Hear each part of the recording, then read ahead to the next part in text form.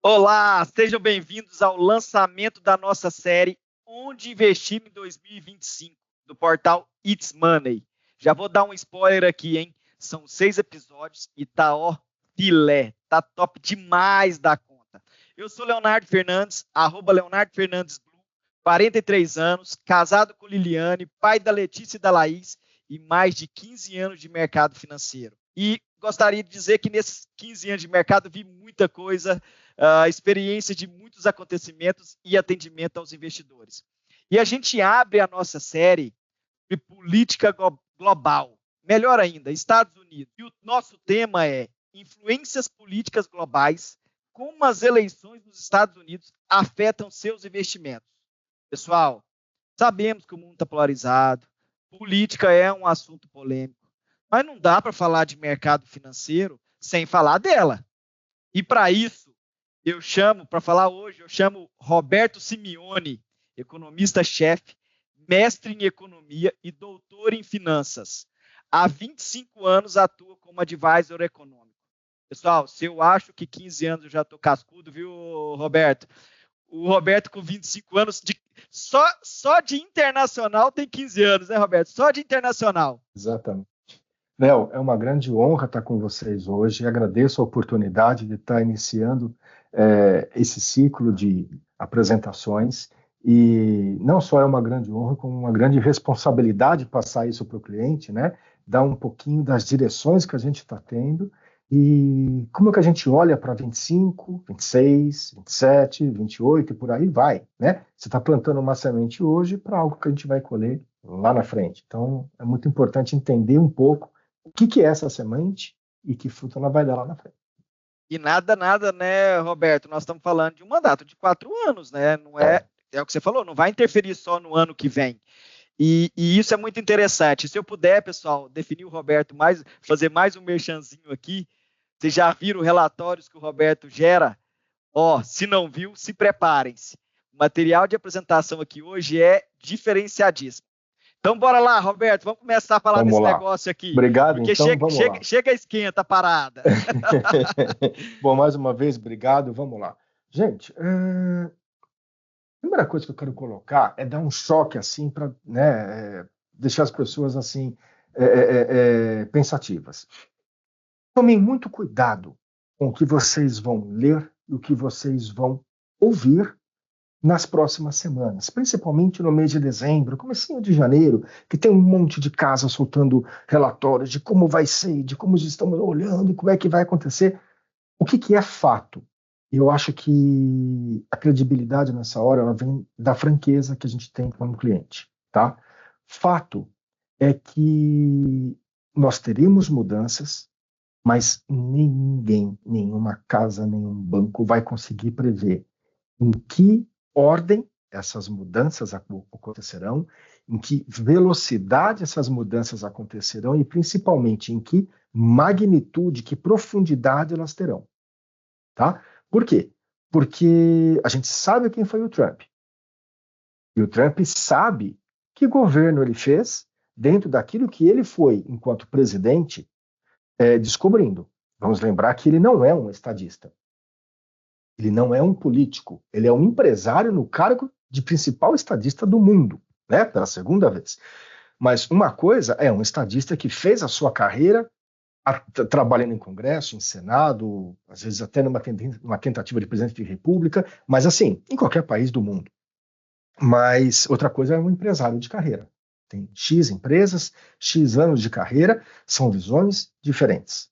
Trazer um empresário para dentro do mundo político leva um tempo de aprendizado. Normalmente, são 4 anos e ele tenta uma reeleição para mais 4, em vários países. O que a gente teve foi uma interrupção dessa sequência. E isso tem peso. E isso pode trazer, na volta desse estadista ao poder, uma dinâmica diferente. Então ninguém vai saber, e tudo que vocês lerem nesse sentido, leiam com 2 olhos, com uma sobreleitura, tá? Por quê? Porque é muito difícil hoje prever. Eu vou mostrar um pouquinho disso para vocês. Deixa eu tentar abrir minha tela aqui. Então, Roberto, isso vai sair demais, um monte de informação, um monte de coisa, isso é um fato.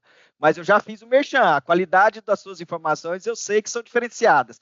Conta pra gente o que você acha que esse resultado, qual a leitura que você está fazendo desse resultado das urnas para esse próximo mandato. Ou seja, o Trump é essa caixinha de surpresa, tem um primeiro mandato, como você comentou, mas o que a gente pode tirar disso, mostrando um pouquinho desse próximo mandato? Mostra pra gente aí.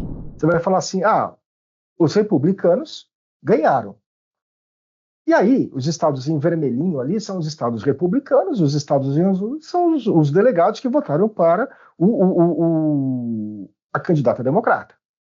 O número geral, o qualitativo, mostra uma série de nuances que a gente vai entender os Estados Unidos diferente do que foi nos próximos 4 anos. Os dados quantitativos a gente já tem, o Trump ganhou. Então, a gente tem que começar a ver que, às vezes, o dado qualitativo tem muito mais peso do que o quantitativo, de quem ganhou. O problema é como que essa pessoa que ganhou, daqui para frente, vai agir. E aí, uma coisa bem simplesinha, bem rápida. Eu tenho aqui o cinturão hispânico, Novo México, Texas e Flórida, né? Separados aqui, Novo México e Texas, e a Flórida aqui do outro lado. Novo México foi um estado que votou com os delegados para a Câmara. Por quê? Porque se eu tiver um processo de deportação, Novo México é um dos estados que mais vai sofrer com essa perda de mão de obra, com encarecimento de mão de obra e com deportação em si. Outra coisa que é interessantíssimo anotar, esse cinturão bíblico, aqui, desde os anos 50, nessa região sul-sudeste dos Estados Unidos, ela veio inteirinha republicana. É um sinal muito claro à Suprema Corte que a América deseja uma Suprema Corte menos progressista e mais conservadora. Esses caras determinam o curso legal do país. Mesma coisa, aqui ao norte, que são os cinturões da ferrugem, que já foi o antigo cinturão industrial.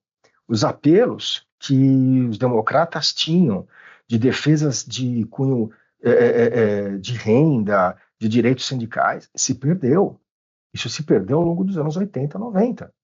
As últimas eleições, a gente tem visto um apelo muito mais pela defesa da indústria. Então, isso explica um pouco porque que estados como Wisconsin, aqui o Michigan, Indiana, a Pensilvânia, votaram Trump. Esse qualitativo muda um pouco daqui para frente, a gestão do governo. E é algo extremamente interessante. Por quê? Porque no quantitativo, a gente sabe que o Trump ganhou. E o Trump ganhou muito mais que isso, Léo. O Trump ganhou a Casa Branca com os votos dos delegados. Ele levou a maioria do Congresso e levou a maioria do Senado. Então ele pode tudo? Não. Não pode. Por que ele não pode? Porque existe um detalhe que tem que ser levado em consideração.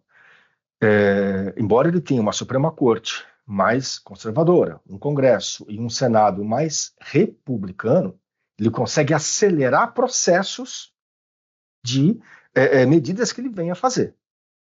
Mas ele não consegue atropelar o Congresso e o Senado, diga-se de passagem, os democratas, que muitas das medidas que ele vai votar, ele vai precisar de combinações numéricas de voto e vai ter que trazer para a discussão e para a votação parte dos democratas.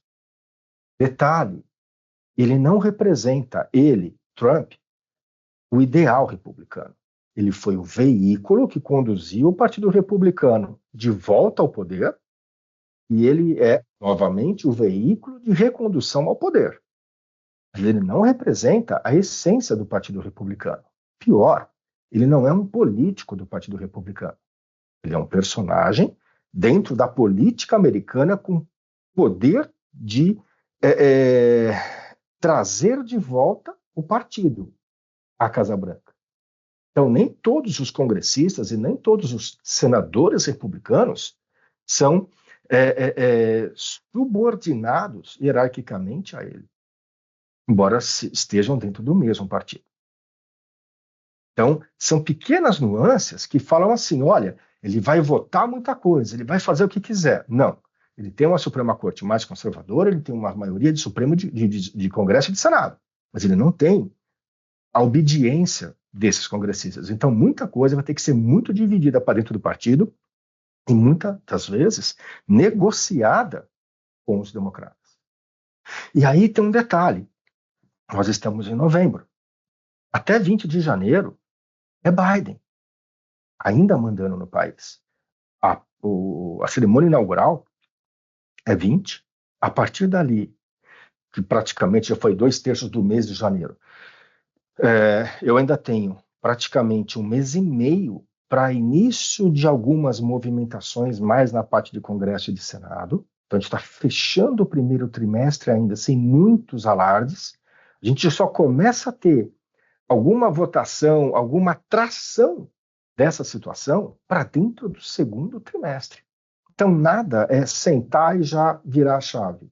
Isso tem um certo tempo político. Leva tempo, não tem jeito, leva, né? Leva. E esse traquejo, aí já entrando um pouco nisso que você falou de não ter, faz o que quer e manda e desmanda, olhando o primeiro mandato, esse traquejo da negociação do Congresso e Senado fluiu bem? Não, porque ele não tinha as maiorias. Então ele ficou preso. Primeiro ele não tinha as maiorias. Agora ele acelera o processo, mas ele continua tendo uma certa aversão, mesmo dentro do partido. Então isso é importantíssimo, porque isso desacelera a euforia de muito investidor. Não, porque agora vai... Calma. Preciso de uma coisa antes. Preciso de planejamento. Porque o personagem que está lá, nem toda hora vai ter apoio. Mas se eu, investidor, tiver planejamento, eu consigo navegar entre oportunidades que eu venho a ter, e aí todas as outras apresentações vão falar um pouco disso, ao longo dos próximos meses e anos. Estou olhando para 4, talvez para 10 anos à frente. Outra coisa que é importante entender, o 10º proíbe que o Trump se reeleja. Eu posso ter...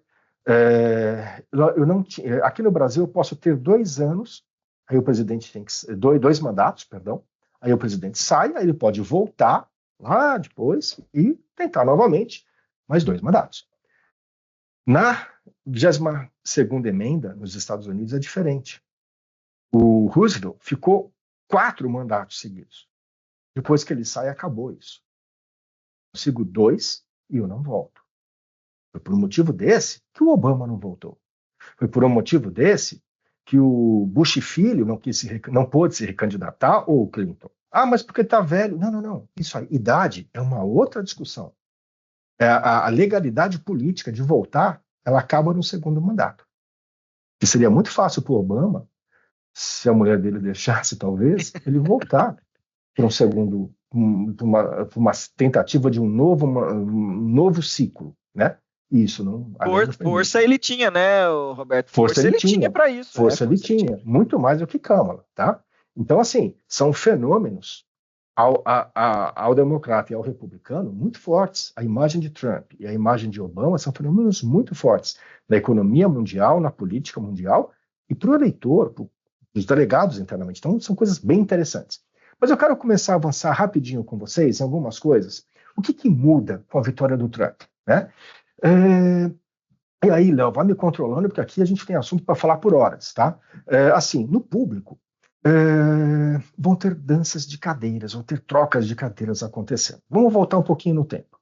Obama, presidente, ele abre a oportunidade de Janet Yellen, que era a presidente do São Francisco, assumir a cadeira de chairman do Fed, e foi a primeira mulher a fazer isso, a convite de Obama. Ela entra, segue o mandato de Obama sai, entra Trump. Dentro do mandato Trump, logo no começo, ela vai e entrega uma carta de saída do governo. Quem é conduzido para o lugar de Janet Yellen é Jerome Powell. Jerome Powell assume a cadeira e passa com o Trump toda a questão de Covid, reabertura dos mercados, tudo isso que a gente tem vivido. O Trump finaliza o mandato, entra o Biden segue a administração dele com o Jerome Powell atuando no Banco Central, de forma independente. Foi no mandato do Biden que ele vai a Yellen e oferece para ela a Secretaria do Tesouro. E ela aceita. Com a entrada do Trump novamente na história, ela sai. Então ainda está sendo discutido quem a substituirá no Tesouro. Esse cargo é chave para o sucesso do Trump. Ela sai, a questão fica com o Biden. Com o Jerome Powell. Jerome Powell segue por mais 2 anos ou ele sai? Por lei, ele segue. Como o Roberto Campos aqui no Brasil. Vai até dezembro termina o mandato, ele passa a chave do gaveteiro para o sucessor. Indicado pelo Lula, sabatinado pela Comissão de Assuntos Econômicos, do Senado, toda aquela coisa. Tem um novo nome. O Jerome Powell também, ele fica mais 2 anos. Ao término, fatalmente ele vai ser substituído, porque foi pelas mãos do Trump que ele entrou, e hoje o Trump tem nele um inimigo. Pela forma, pela gestão com que ele fez a administração do Fed aos olhos de Trump. Tecnicamente, Jerome Powell não foi ruim. Não foi uma excepcionalidade, mas cumpriu tecnicamente todos os requisitos, até agora. Aos olhos de Trump, não é o nome ideal. Ele quer um presidente de Banco Central mais obediente ao que ele acredita ser necessário. Então, a gente tem algumas semelhanças entre alguns países por aí, entre presidentes de países e presidentes de Banco Central, tá? O que acontece aqui, não só acontece aqui, também acontece lá em parte. A dúvida só muda de endereço, como diz, só muda de endereço, exato, né? Exatamente. A dúvida é, ele aguenta a pressão todo dia de Twitter de Trump, fecha os olhos, sobe o vidro e segue o caminho dele até o término do mandato, ou em algum momento ele fala, aqui está minha carta, fui, muito obrigado. É uma dúvida do mercado. Por lei ele está garantido. Resta saber se ele vai ter estrutura para aguentar tanta pressão. Esse é um ponto. No fiscal, e aí sim, essa maioria de Congresso e Senado ajuda bastante ele. Ele vai renovar os subsídios das empresas, ele vai renovar uma série de concessões já feitas há 4, 5 anos atrás, inclusive pré-Covid, e ele deve baixar o imposto da população, imposto de renda. Então isso são apelos que ele vai precisar negociar em Congresso e Senado, mas ele tem uma taxa de assertividade muito alta, então isso deve acontecer. Um outro assunto que talvez deixe aí uma incerteza no ar, vai precisar de muito mais negociação com o Congresso e com o Senado, trazendo também um pouco os democratas, é a questão de defesa.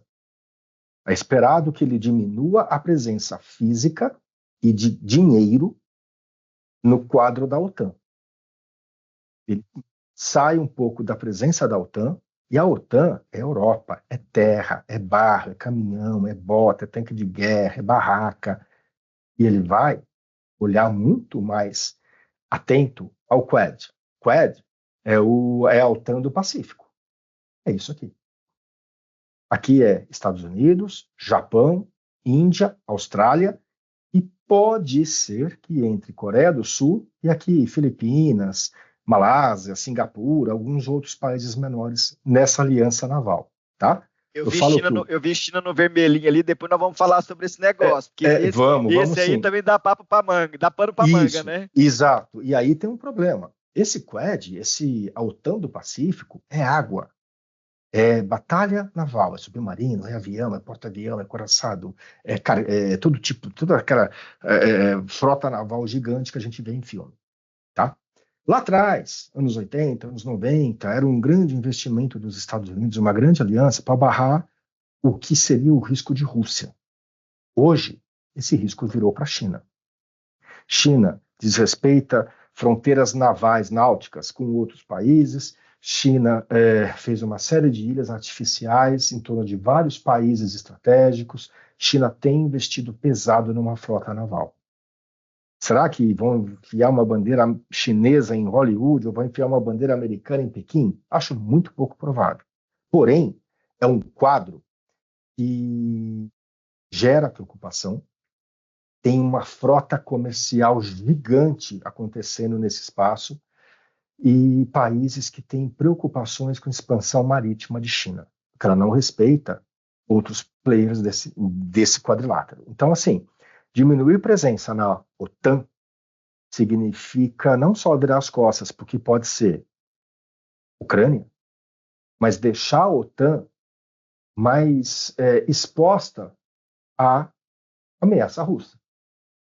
Esses caras vão ter que desembolsar dinheiro dos seus países para comprar mais defesa, e isso significa uma deterioração gradual da relação de dívida sobre o PIB, porque eu vou gastar mais em algo que eu não tenho imediatamente um retorno, que é a defesa, e vou comprar muito de quem?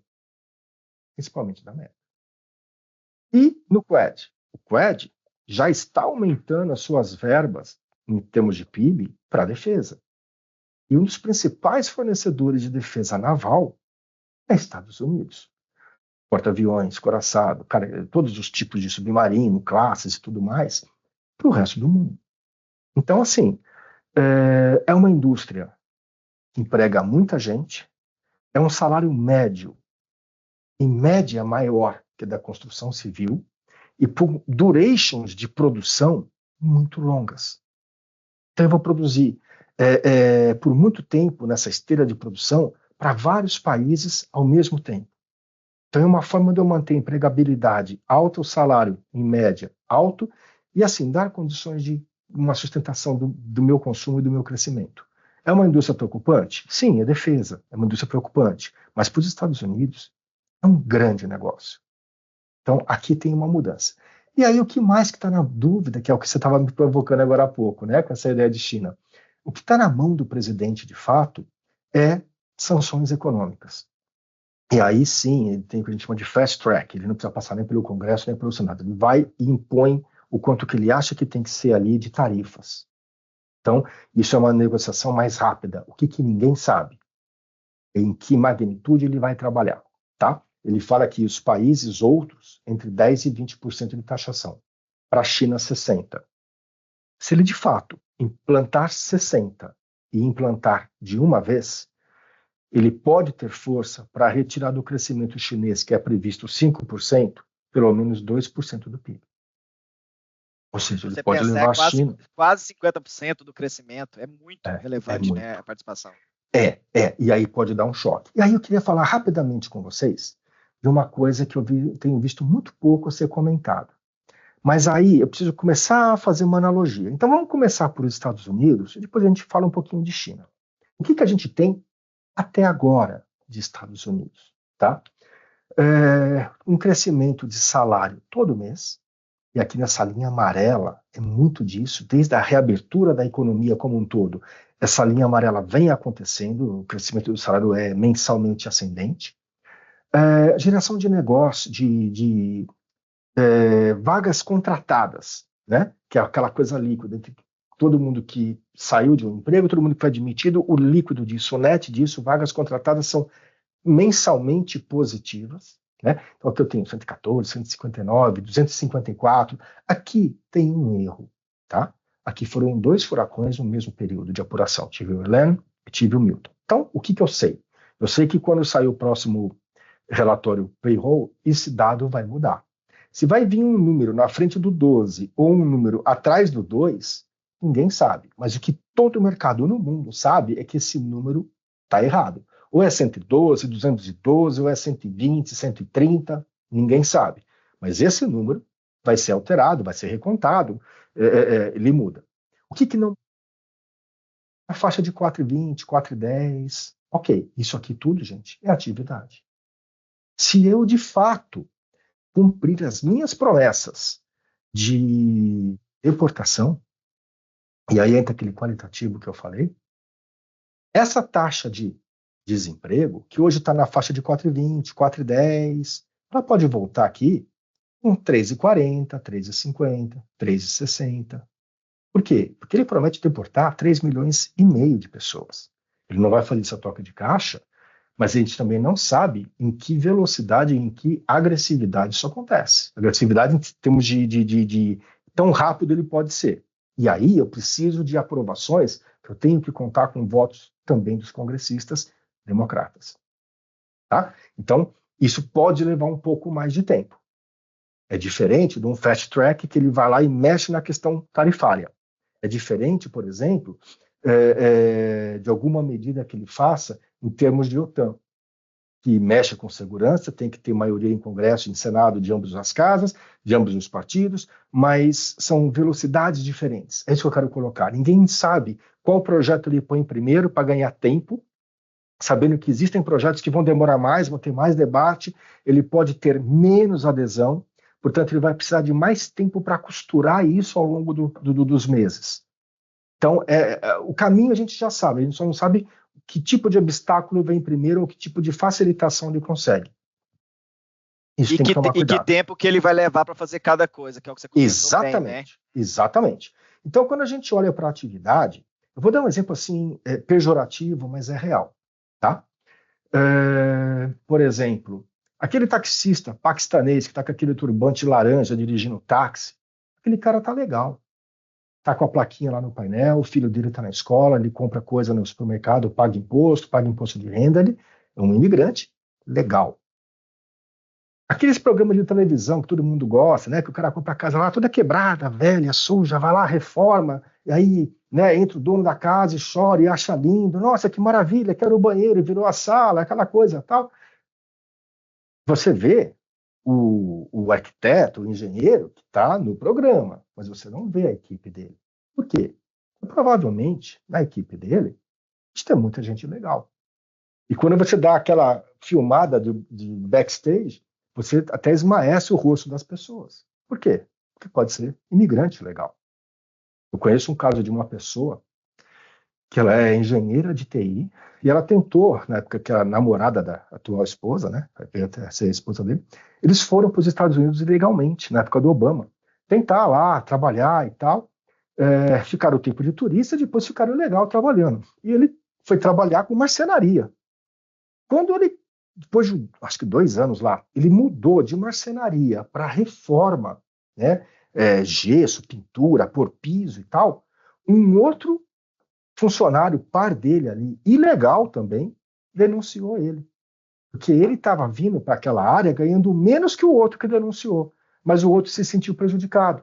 Porque poderia ser uma ameaça, ele perdeu o emprego, uma vez que veio outro ilegal ganhando menos. Então ele se sentiu no risco, de repente, dele ser cortado. Ele foi e denunciou o cara. Eles estão há 10 anos proibidos de voltar para os Estados Unidos. Então é um exemplo bobo, mas é um exemplo real. Que vai ganhar força de acontecer. Se esse desenho que você falou acontecer, vai ter mais casos nesse sentido. Né? É nessa linha, tá? Então, assim, essa é a atividade. Em termos de inflação, eu ia te falar isso agora, trazendo para o mercado financeiro, aumentou a atividade, a inflação vai para cima, né? Vai aos poucos, vai. Não é agora, mas ela vai, tá? Então, assim, o meu CPI, que é a inflação ao consumidor, ela veio caindo nos últimos meses. Agora voltou a subir. O meu PPI, que é a inflação ao produtor, vinha subindo já por força muito de salário. Essa vai continuar a subir. Essa ainda vai tomar um pouco mais de forma. O meu CPI, ele vai começar a subir mais. Por quê? Porque tem uma coisa que é interessante. A partir do momento que eu fizer uma barreira tarifária aos produtos chineses, eu começo a ter uma inflação maior batendo. E aí tem uma coisa, Léo, que é super interessante. Quer ver? Eu tive 2 grandes presidentes na China, o Hu Jintao e o Xi Jinping. O Hu Jintao foi o JK da China, capacete e a função dele era reinfraestruturar a China. E ele cumpriu isso à risca. Ele fez 4.722 obras de grande porte na China durante o mandato dele.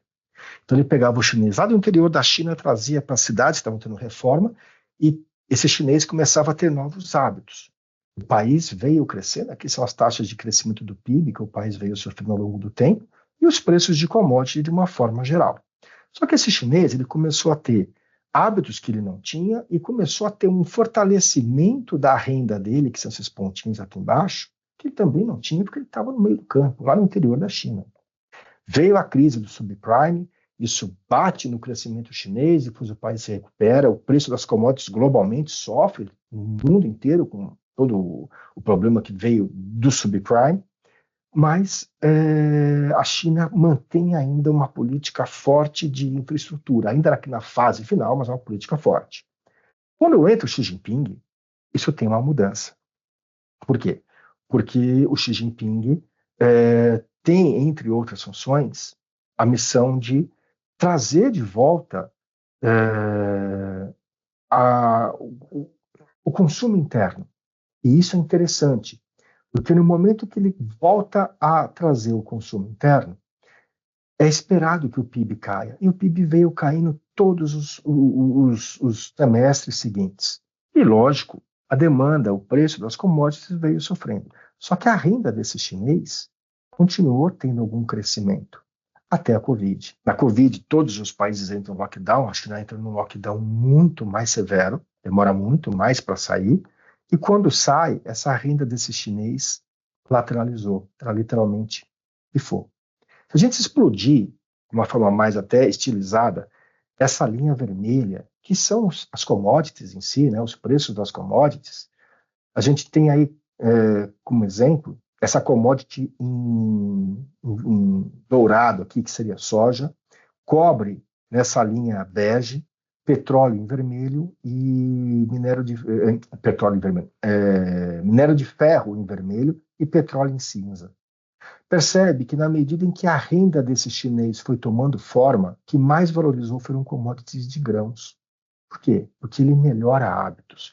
Ele melhora o hábito alimentar, ele tinha uma bicicleta, ele compra uma moto, mora num apartamento com mais 5 funcionários, depois ele ganha mais, mora num apartamento sozinho, ele casa, ele tem filho, ele leva o filho para a escola, ele começa a ter uso de médico, de dentista, ele passa a ter um crescimento não só da renda, mas dos hábitos.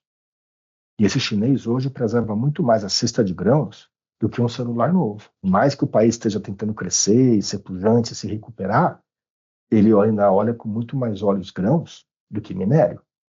E aí tem uma coisa que é interessante, tentando fundir essas duas histórias, porque olha só, muito do PMI, muito da manufatura da China veio sofrendo alguns entraves nos últimos meses, porque todo o aperto que o Trump fez no primeiro mandato, o Biden não foi lá e desmontou. O Biden não mexeu, deixou apertado, mas fez políticas de sanções. São outros tipos de política, não só tarifárias, mas de sanção, com a mesma finalidade de segurar um pouco a indústria americana e barrar um pouco esse avanço chinês. Quando a gente olha a relação de importações e exportações dos últimos meses, a gente vê que a China exportou para fora do país uma quantidade muito forte e importou para dentro do país muito pouco. Por quê? Porque está mais difícil para o chinês se endividar. Ele está tendo problemas de renda, ele não está tendo renda ascendente, ele está passando por uma fase de postergar a compra, a China está importando menos, é um pouco diferente esse processo. E por que eu exportei muito mais? Porque muito empresário se adiantou a esse momento. Vai que o Trump ganha e eu importo mouse. E sei lá, o mouse custa $3. E aí ele joga a tarifa lá em cima, esse mouse passa a custar R$4,30. Se o Trump não ganhar, eu adiantei a minha importação de mouse e deixa o mouse lá guardado. Aos poucos, eu vou desovando ele. Só que se o Trump ganhar, eu já me adiantei, eu tenho mouse em estoque por alguns meses para vender com lucro. Por quê? Porque quando esse estoque começar a baixar e eu precisar novamente importar, não vou deixar de importar mouse porque está mais caro. Vou pagar mais caro e eu vou repassar no preço para que esse cliente que vai lá na minha loja comprar o mouse pague mais. Então, esse programa de compra, lá na frente, daqui 6, 7, 8 meses, ele vai começar a ser inflacionário. Ele tem uma consequência lá na frente de um pouco mais de inflação. A inflação também não vai explodir, mas ele é mais inflacionário a médio prazo. E no momento em que, se eu tiver a condição de fazer toda essa deportação que eu prometo, o encarecimento da hora-trabalho nos Estados Unidos, a depender do tipo de atividade, vai ser maior.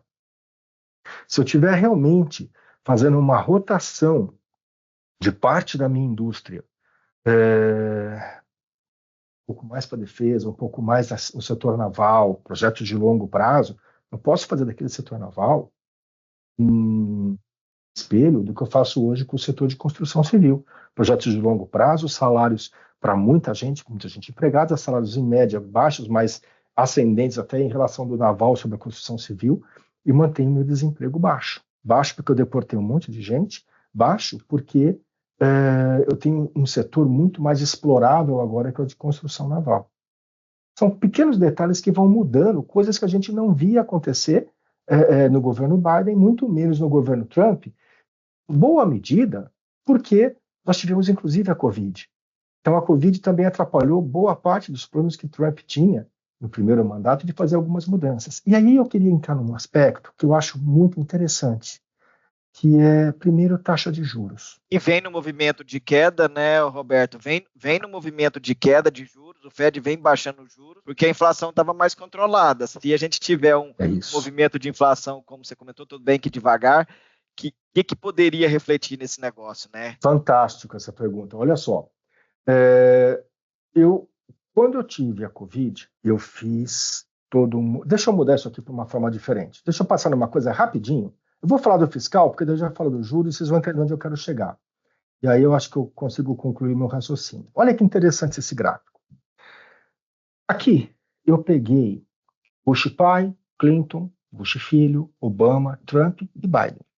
Peguei aí quase 40 anos desde os anos 90, de presidentes americanos, tá?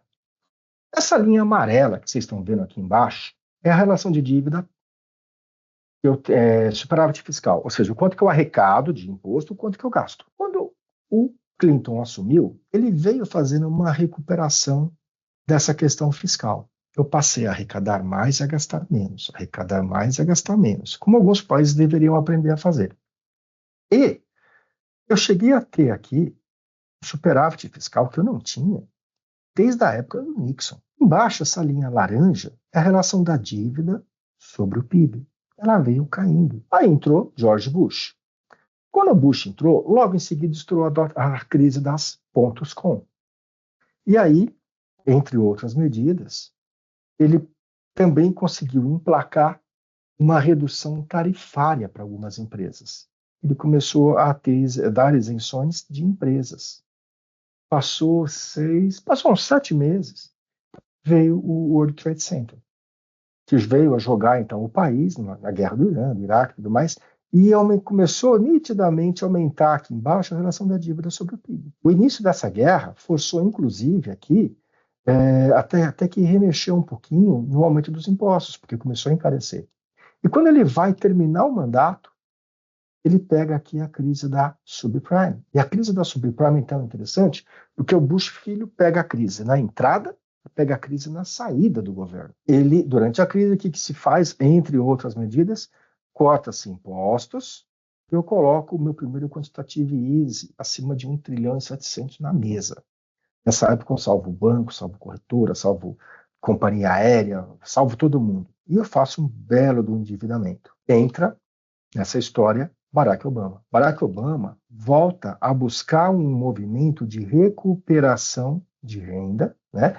Volta a arrecadar mais do que gastar.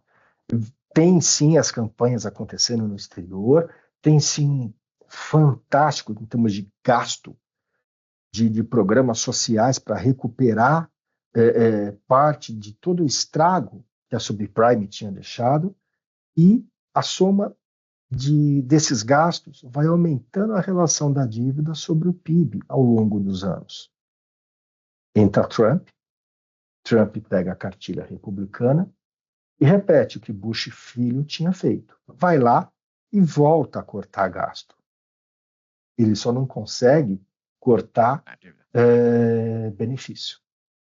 Porque veio a Covid, e na Covid, não só ele não corta, como ele tem que colocar 5,7 trilhões de dólares na mesa em 3 semanas e tentar, a partir dali, acalmar o mercado. Explode a relação da dívida sobre o PIB. A arrecadação de tributos despenca. Foi o maior, mas você tem uma crise sanitária. Perda de arrecadação tributária da história americana. Entra Biden. Biden volta a aumentar a arrecadação com a reabertura dos mercados, isso é normal, e volta a derrubar aqui, aos pouquinhos, a relação da dívida sobre o PIB. Só que, gente, olha essa foto em panorama. É a maior dívida maior relação de dívida sobre o PIB de 40 anos. Essa linha laranja.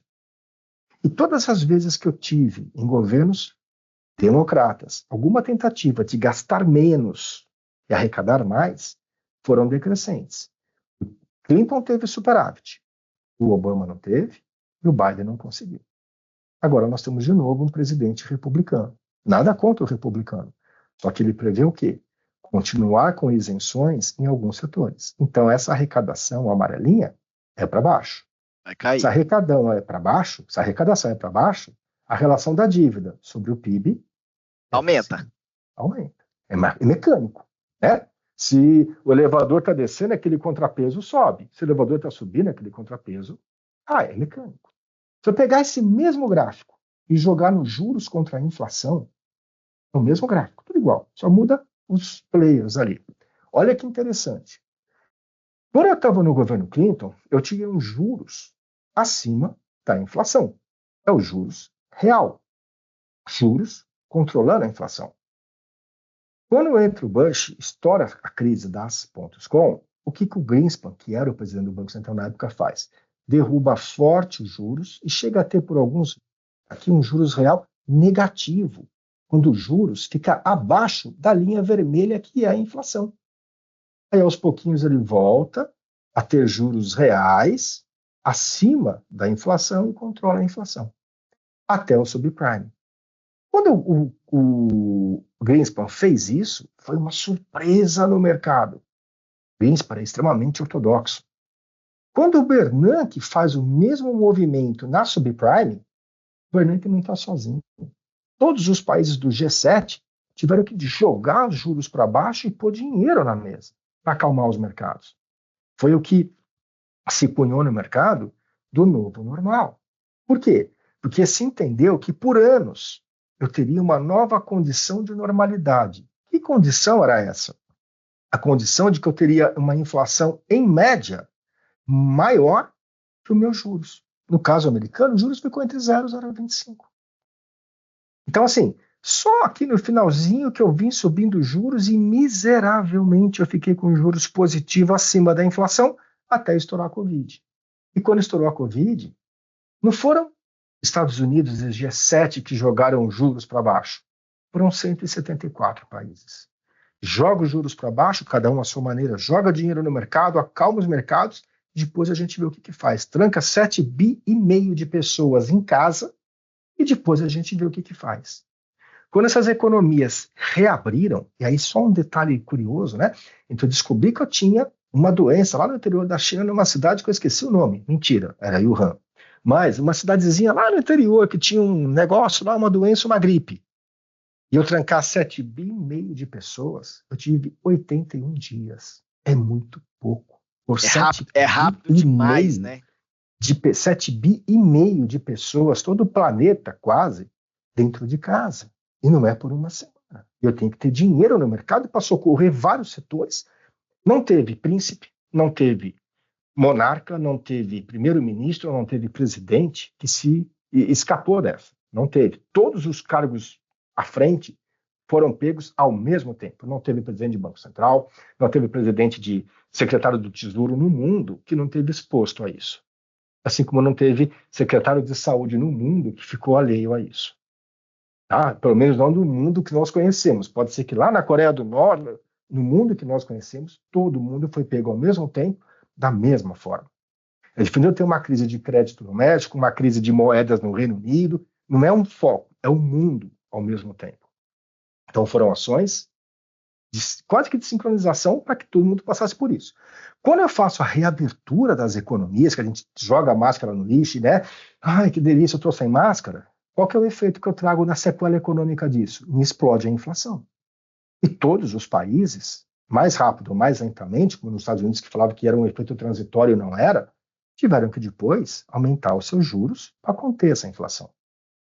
Bob, mas e se eu juntar os dois gráficos? Se eu juntar os dois gráficos, se eu juntar os dois gráficos, eu tenho exatamente isso aqui. Isso aqui é o que me chama a atenção.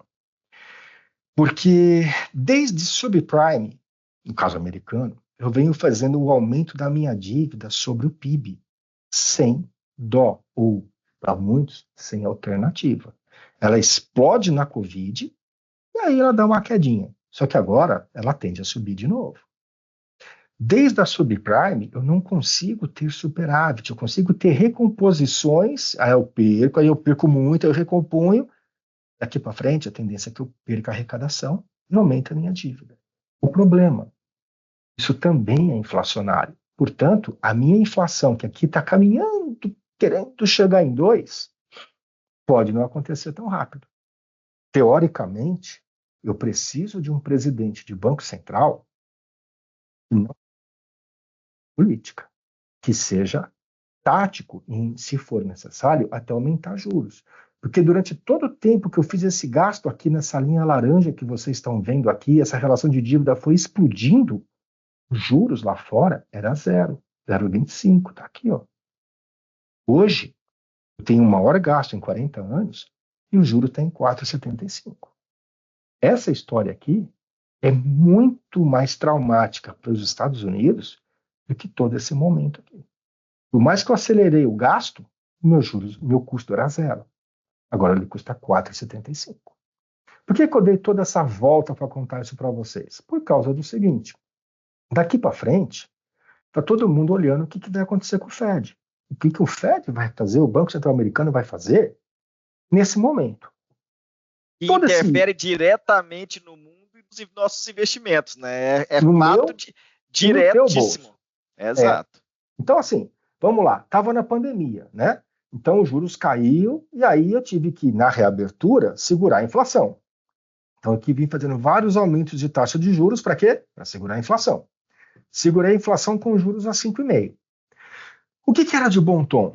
Começar com uma redução suave e, se fosse possível, acelerar esse processo. Para os mais antigos, é muito mais fácil sair com um carro da primeira passar a segunda e da segunda passar a terceira marcha, do que sair com o carro em segunda, porque ele vai dar algum solavanco. Quem é mais antigo vai entender o que eu estou falando. E aí tem um problema. Porque depois de tanto tempo, tantas reuniões com o Banco Central, primeiro mantendo juros praticamente em 0, depois subindo esses juros até 5,5, todo mundo entendia que devia começar em 0,25. Mas no momento de tomada de decisão, o Fed foi e abaixou meio. Aí, uma semana depois, tiveram uma série de dados para ele que ele fez, foi muito agressivo na redução de 5,5 para 5. Reunião seguinte, que foi a última agora, abaixei só 0,25. 4,75, os juros de hoje. E para frente? Para frente, a gente espera 2 reduções. Uma de 0,25 para 4,5, e aí, ao longo do ano de 25, 2 reduções de 0,25. Então, os juros poderia caminhar lá para a faixa de 4. Poderia. A visão do mercado já foi mais otimista. Vendo que caiu meio e vendo que caiu mais 0,25, o mercado falou, não, porque agora vai ter uma série de quedas, esse juros vai bater 3%. Até a vitória do Trump, isso poderia ser um cenário. O juros neutro americano está na faixa de 3, a meta de inflação é 2, poderia ser um cenário. O problema é que ninguém sabe ao certo em que medida todas essas coisas que eu estou falando para vocês, desde tarifas contra a China, a quadro geopolítico, como é que Trump vai conseguir pôr, em que ordem ele vai pôr, em que velocidade, em que momento ele consegue cada approval, e quanto que ele consegue ser de fato tão profundo. Ninguém sabe. O que todo mundo tem ciência? Se eu ameaço, eu tenho que sentar e cumprir. Porque eu não consigo Onde governar. tem fumaça, pode ter fogo, né? Aquele velho ditado que a gente tem, né? Outro dia eu atendi uma pessoa que, contando esse momento, ela falou assim, essa pessoa que eu tive a oportunidade de conversar, ele era um oficial das Forças Armadas já reformado, né? Ele falou, quando a gente está na ativa, a gente só puxa uma arma se for para matar a pessoa, né? Eu falei, é mais ou menos isso. O que eu quis dizer com esse exemplo é o seguinte, se eu prometo, eu tenho que sentar e cumprir. Porque eu não posso governar o meu país em relação aos outros por ameaça. Os outros não podem fazer as suas projeções Será que ele vai fazer? Será quando que ele vai fazer? Mas não, ou eu cumpro, ou eu caio no descrédito. Então, como empresário, eu posso blefar. Como um estadista, jamais. Haja visto a questão da Rússia. Mandaram um míssil ucraniano de fabricação americana, ou agora mandaram um míssil de novo da Ucrânia, de fabricação do Reino Unido, para dentro da Rússia, e está todo mundo falando, nossa, o Putin vai ou não vai? Porque ele já ameaçou, mas ele nunca fez.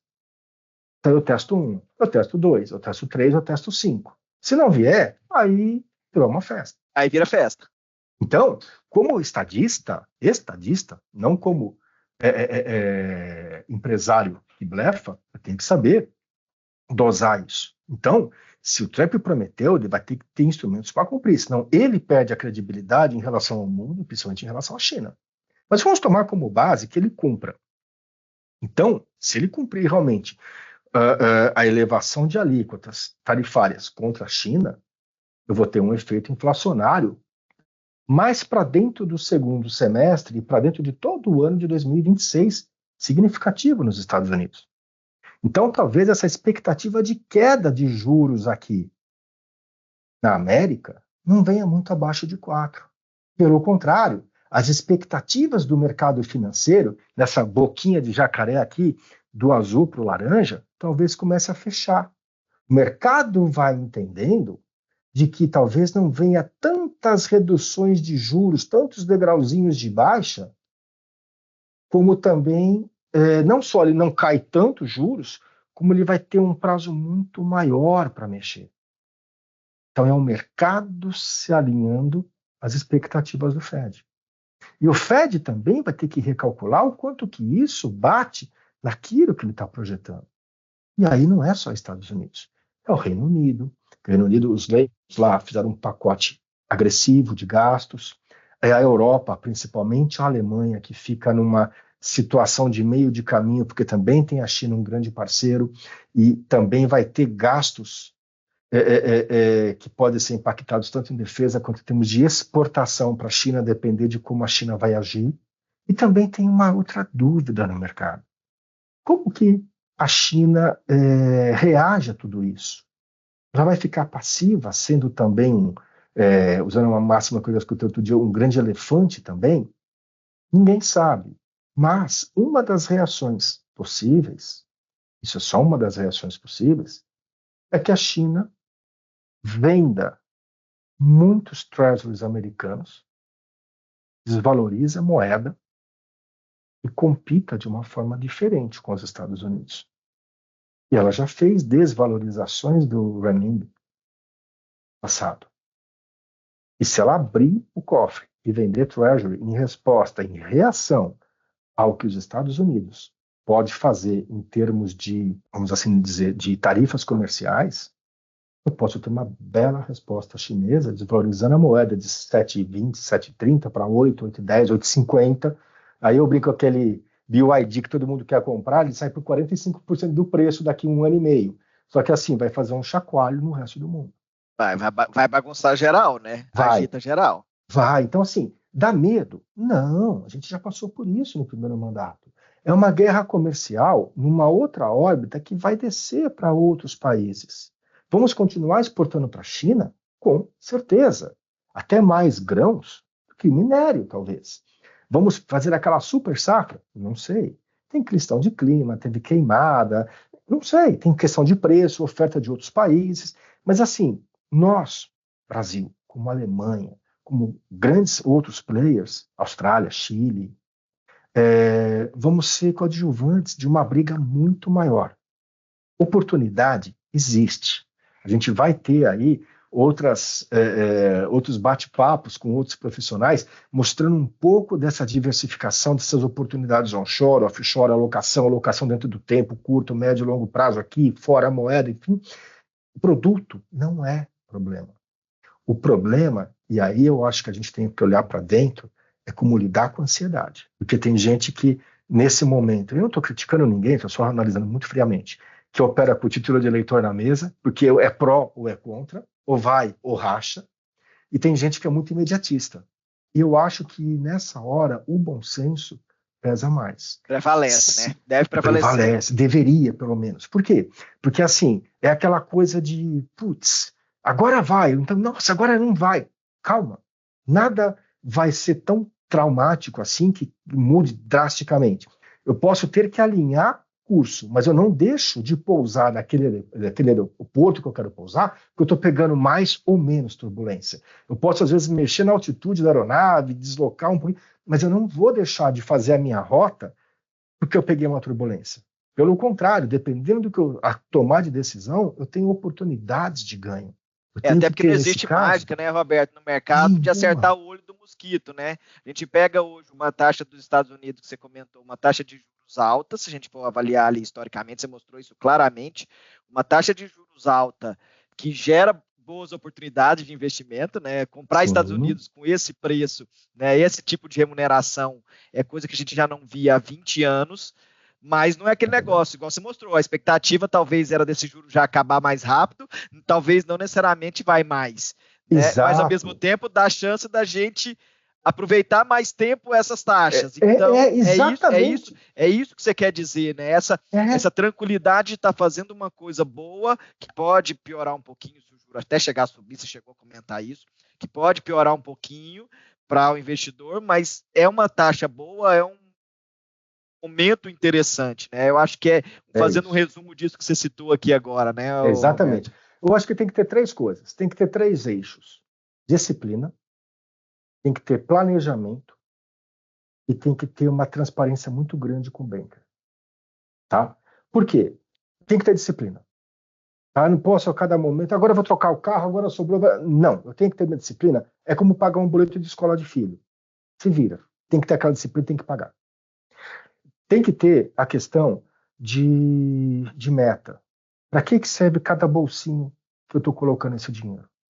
Vou usar o exemplo do terno. O terno às vezes tem 4, 6 bolsos, bolso para dentro, bolso para fora. Para que serve? Essa aqui é para colocar o lencinho. Por quê? Porque se eu colocar o lencinho no outro, ele some. Então, né, é uma coisa idiota, mas faz parte. E eu tenho que ter transparência com o meu banker. Meu banker tem que entender onde eu quero chegar. Porque é ele que vai me ajudar a fazer isso. Eu tenho um nutrólogo, eu tenho personal trainer e não tenho banker. O banker tem que entender o que eu quero desenvolver da minha musculatura financeira ao longo do tempo. Porque não existe um remédio mágico que eu acordo parecendo o super-homem. Não, é um processo, eu vou desenvolvendo. O nutrólogo não te deixa magrinho, não, é um processo. O banker também. Né? E aí, tem só para finalizar da minha parte, pelo menos, assim, tem setores outros que a gente está começando a acompanhar. Eu vou ter desregulamentação no setor financeiro lá fora? Talvez eu tenha. Eu vou ter desregulamentação do setor de energy lá fora? Talvez sim. Se eu desregularizar financials e desregularizar, em parte, energy, o prazo seguinte já é dado. Eu vou para desregularizar real estate. O Bush Filho fez isso. O que o Trump não faria? Ele começou esse movimento e veio a Covid. A Covid parou tudo. É como aqui no Brasil, tentando fazer uma correlação. A gente tinha feito a votação da Previdência. Quando o Paulo Guedes ia voltar os canhões para fiscal, veio a pandemia. Ou pelo caminho, porque aí a prioridade foi outra. O Trump também tinha modelos que ele estava trabalhando na desregulamentação e teve que parar. Macron teve que parar, Merkel, na época, teve que parar um monte de projeto, e agora voltou o Trump. Então é possível que eu tenha desregulamentações acontecendo e eu tenha oportunidades. Então, assim, é muito de entender, escutar os próximos bate-papos que a gente vai pôr ainda para acontecer, as ideias, as estratégias, e ter muito desse vínculo com o banker, conversar, entender, e que esse banker entenda o que você quer também. É só a partir dessa construção que a gente vai ter alguma construção de fortuna e de riqueza ao longo do tempo. Vira um projeto e não dá para, igual você falou, não dá para fazer isso no curtíssimo prazo, né? Amanhã já, não vai comprar Estados Unidos hoje, o juro vai cair rápido e você vai ganhar dinheiro amanhã. Não vai ser assim. Exatamente. É um projeto de médio até longo prazo, se a gente for pensar no investimento, pensando nesse cenário que você trouxe nos Estados Unidos. Até porque tudo que eu contei para vocês foram fatos passados para entender hoje, para tentar prever o futuro. Mas observe que eu usei toda uma construção de tempo. Porque a construção da riqueza só se faz no tempo. Ah, mas eu já sou rico. Ótimo. Então, se eu quiser continuar sendo rico no futuro, eu tenho que continuar tendo tempo. Comprar estratégia no tempo. ainda que eu já tenho o dinheiro. Porque senão, no tempo, esse dinheiro, ele vai. E se eu puder fazer um resumo aqui, então, Roberto, a gente vai ter que acompanhar, porque, igual você falou, querendo ou não, são leituras que estão sendo feitas, janeiro vai explodir mais um monte, mas são leituras que a gente vai ter que acompanhar acontecer, né? Essa questão da questão do FED, da inflação, da questão do da evolução da dívida, né, como é que vai ser o crescimento dos Estados Unidos, como é que vai ser reações, movimentações com China e reações. Eu acho que se a gente puder fazer esse apanhadão todo aqui, né, são processos que a gente vai ter que acompanhar com o passar do tempo e ir digerindo isso nessa leitura. Agradeço assim, demais. Eu que agradeço. Se eu puder deixar um recado na isso memória que eu ia falar, do cliente, se tem mais alguma palavra aí que você possa fazer. O que é notícia, o que é informação. Mas é a mesma coisa. Não. Notícia é aquilo que chama atenção para você olhar o jornal, para você ler a manchete. Entender o que está acontecendo leva reflexão, leva leitura, leva conversa. Não é só o WhatsApp que me dá a dica do que eu vou fazer, é construção. Então, se eu tiver que ter uma palavra, ela é moderação, ela é temperança, ela é médio prazo, que dá para se ganhar muito em termos de oportunidade, não só de dinheiro, se eu tiver uma visão calma, uma estruturação muito bem feita, se eu tiver tempo. Dá para se ganhar bem, de forma confortável, sem tanto risco, sem tanta agressividade, porque as coisas vão mudando. E aí a gente fica à disposição para fazer um outro bate-papo desse no futuro. Pessoal que estiver ouvindo a gente, assistindo a gente aí, anota, viu? Essa frase finalzinha, pode anotar. Isso é 25 anos de experiência para falar, hein, Bob? O que é isso? Pode anotar. Essa aqui é dica quentíssima. Pessoal, agradeço, Roberto, agradeço demais sua participação. Um espetáculo de informações. Eu já tinha avisado desde o começo, aí não menti não. Você viu que eu não menti não. Um espetáculo de apresentação. Muito parabéns. Pessoal, e quem quiser acompanhar o Roberto, tá lá no LinkedIn, Roberto-Simeone. Depois o pessoal coloca aqui para a gente, para vocês poderem seguir eles lá.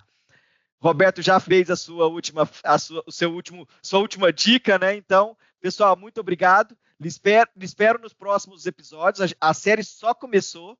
A gente vai falar no próximo episódio sobre o cenário da Bolsa de Valores brasileira em 2025. E aí o negócio é quente, hein? Aí o bicho pega. Aguarda. Vem o analista Dalton Vieira, dia 28 de novembro. Obrigado, Roberto, mais uma vez. Pessoal, até lá, muito obrigado. Valeu. Até mais. Tchau, tchau.